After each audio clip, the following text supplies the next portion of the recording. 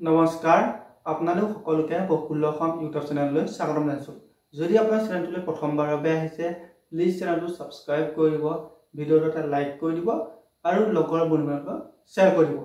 এতিয়া আপোনালোকৰ সকলোৰে এটা প্ৰশ্ন যে আসাম ফৰেষ্ট ডিপাৰ্টমেণ্টৰ নিউ ভেকেঞ্চি কেতিয়া আহিব।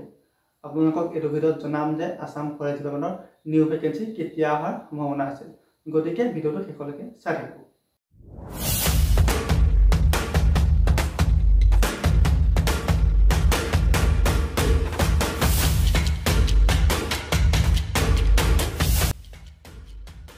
এতিয়া আপোনালোকৰ 2024 চনত Assam forest protection course AFPF আপোনালোকৰ যি POP হৈছিল, POPত আপোনালোকৰ অসমৰ মাননীয় মুখ্যমন্ত্ৰী ডক্টৰ হিমন্ত বিশ্ব শৰ্মা ছাৰ তাত নিজে উপস্থিত আছিল আৰু তেওঁ তাত যি ভাষণ ৰাখিছিল, ভাষণত তেতিয়া তেওঁ কৈছিল যে আপোনালোকৰ 2025 চনৰ ফেব্ৰুৱাৰী মাহত আকৌ নতুনকৈ AFPF 600 পদৰ মুকলি হ'ব।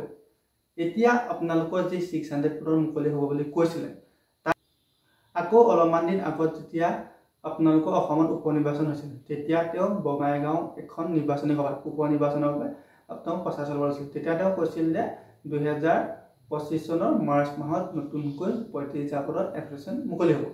এতিয়া আপোনালোকৰ সকলোৰে এটা কুৱেশ্যন যে আসাম ফৰেষ্ট ডিপাৰ্টমেণ্টৰ যি নিউ এডভাৰটাইজমেণ্ট আহিব, তাত আপোনালোকৰ ফৰেষ্ট গাৰ্ডৰ আহিব নে AFPF আহিব। এতিয়া মই আপোনালোকক ক'ব বিচাৰিছোঁ যে আপোনালোকৰ ফৰেষ্ট গাৰ্ড আৰু AFPF দুইটাতে নতুনকৈ পদ আহিব। তাৰপিছত আপোনালোকৰ লগতে আহিব ড্ৰাইভাৰ কনষ্টেবল। আপোনালোকৰ ড্ৰাইভাৰ কনষ্টেবলতো বহুতখিনি পদ খালী হৈ আছে আৰু ফৰেষ্ট গাৰ্ডতো বহুতখিনি পদ খালী হৈ আছে। এতিয়া যিখিনি কেণ্ডিডেট আপোনালোকৰ বয়সটো বেছি হ'ল, আপোনালোকৰ অসম আৰক্ষী ইণ্টাৰভিউ দিছিলে, তেওঁলোকৰ বেয়া হৈছে, তেওঁলোকৰ বাবে এটা ভাল খবৰ যে আপোনালোকৰ যিটো ফৰেষ্ট গাৰ্ডৰ প'ষ্ট আছে তাত আপোনালোকৰ বয়সটো বহুত দিয়ে। আপোনালোকৰ 18 ইয়াৰ্ছৰ পৰা আপোনালোকৰ 40 ইয়াৰ্ছলৈকে দিয়ে। আপোনালোকৰ 18ৰ পৰা 40 বছৰ সকলো ল'ৰা ছোৱালী এপ্লাই কৰিব পাৰে। এতিয়া আপোনালোকক বহুতে ক'ব বিচাৰিছে যে অসমৰ মাননীয় মুখ্যমন্ত্ৰী ডক্টৰ হিমন্ত বিশ্ব শৰ্মা ছাৰে কৈছিল যে আপোনালোকৰ অকল AFPFৰ কথা, কিন্তু আপোনালোকৰ ফৰেষ্ট গাৰ্ডৰ নিউ এডভাৰটাইজমেণ্ট আহিব জানো।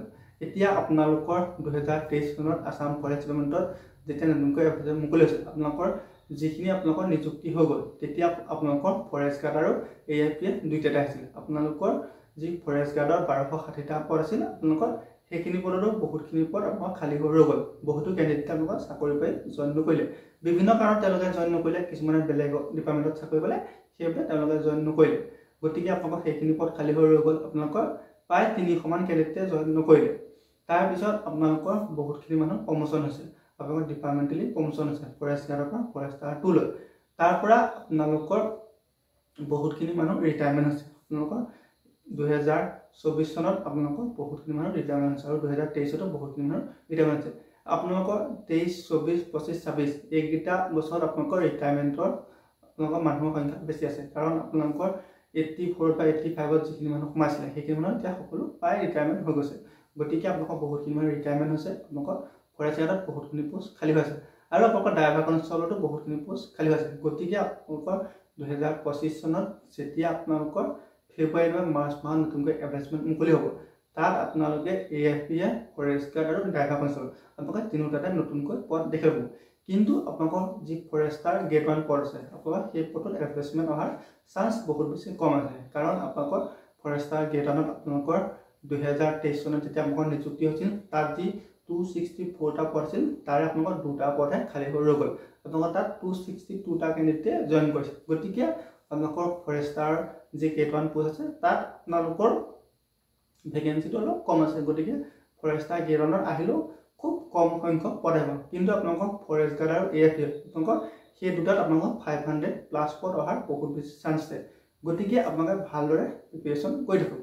তাৰপিছত আপোনালোকৰ যোৱাকালি অসমৰ মাননীয় মুখ্যমন্ত্ৰী ডক্টৰ হিমন্ত বিশ্ব শৰ্মা ছাৰক আপোনালোকৰ সাংবাদিকসকলে আপোনালোকৰ প্ৰশ্ন কৰিছিল। তেতিয়া তেওঁ কৈছিল যে আপোনালোকৰ 2025 চনত আকৌ 40-50 হাজাৰ নতুনকৈ নিযুক্তি হ'ব। গতিকে সেইখিনিৰ ভিতৰতে আপোনালোকৰ আসাম ফৰেষ্ট ডিপাৰ্টমেণ্টৰ যিখিনি নতুন পদ আহিব লাগিছে সেইখিনি সোমাই আছে। যেতিয়া সাংবাদিকে আপোনালোকৰ প্ৰশ্ন কৰিছিল যে ফৰেষ্ট ডিপাৰ্টমেণ্টত আহিব নেকি, তেতিয়া তেওঁ কৈছিল যে আপোনালোকৰ ফৰেষ্ট ডিপাৰ্টমেণ্ট বুলি নিৰ্দিষ্টকৈ কৈ দিয়া নাই, কাৰণ অসমৰ এজন মাননীয় মুখ্যমন্ত্ৰী আপোনালোকৰ বহুতো বিষয়ৰ ওপৰত তেওঁ গুৰুত্ব দিব লাগে। আপোনালোক কোনটো ডিপাৰ্টমেণ্টত ভেকেঞ্চি আহিব সেইটো ইমান সোনকালে তেওঁ কৰিব নোৱাৰে, কিন্তু তেওঁ কৈছে যে আপোনালোকৰ 40-50 হাজাৰ নতুন পদৰ এডভাৰটাইজমেণ্ট মুকলি হ'ব। গতিকে আপোনালোকে নিশ্চিন্ত মনে থাকক, 2025 চনৰ ফেব্ৰুৱাৰী নাইবা মাৰ্চ মাহত আসাম ফৰেষ্ট ডিপাৰ্টমেণ্টত ফৰেষ্ট গাৰ্ড AFPF আৰু ড্ৰাইভাৰ কনষ্টেবল তিনিওটাতে নতুনকৈ পঢ়া দেখিবলৈ পাব।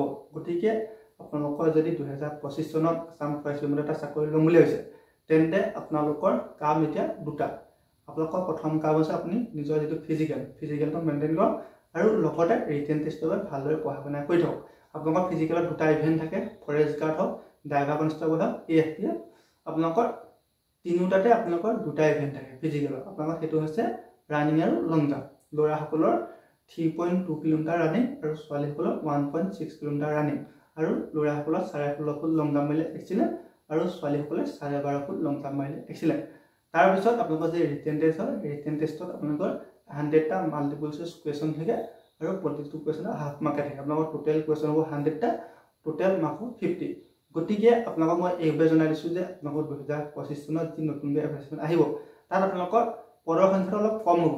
আপোনালোকৰ মিনিমাম আপোনালোকৰ দুইটা মিলাই আপোনালোকৰ 1200-1400 পদ আহিব, কিন্তু আপোনালোকৰ কেণ্ডিডেট বহুত বেছি হ'ব। আপোনালোকৰ সকলোৱে অপেক্ষা কৰি আছে। আপোনালোকৰ বহুতে অসম আৰক্ষী ইণ্টাৰভিউত অলপমানৰ কাৰণে ৰৈ গৈছে, সেইখিনিয়ে এতিয়া ভালদৰে প্ৰিপেৰেশ্যন কৰি আছে। গতিকে আপোনালোকৰ 2025 চনত আসাম ফৰেষ্ট ডিপাৰ্টমেণ্টত যি নতুনকৈ এডভাৰটাইজমেণ্ট মুকলি হ'ব তাত যদি এটা আপোনালোকে চাকৰি ল'ম বুলি ভাবিছে তেন্তে আপুনি এতিয়াৰ পৰা ভালদৰে নিজৰ যিখিনি কৰিব লৈছে সেইখিনি কৰি যাওক। এতিয়া আপোনালোকৰ মই এইটো ভিডিঅ'ত আপোনালোকক অসমৰ মাননীয় মুখ্যমন্ত্ৰী ডক্টৰ হিমন্ত বিশ্ব শৰ্মা ছাৰে আপোনালোকৰ যি কৈছিল যে 40-50 হাজাৰ নতুনকৈ চাকৰিৰ কথা কৈছিল, সেই ভিডিঅ' ক্লিপটো লগাইছোঁ, আপোনালোকে নিজে চাই ল'ব। ধন্যবাদ। নিযুক্তিটো সকলো জেগাত হৈয়ে আছে, য'ত যেনেকৈ পোষ্ট আছে। আৰু এই বছৰটোত মই ভাবোঁ যে আৰু 40-50 হাজাৰ যুৱক যুৱতী নিযুক্তি হ'ব, কিন্তু ফৰেষ্টত বা ইমান দূৰলৈকে মোৰ মনত নাই, কিন্তু জেনেৰেলিটো এইবাৰ 40-50 হাজাৰ আৰু এপইণ্টমেণ্ট হ'ব। মই কালিহে যাম কেম্পেইনৰ কাৰণে, কালি আৰু পৰহি, তাতে গম পাম গ'লে।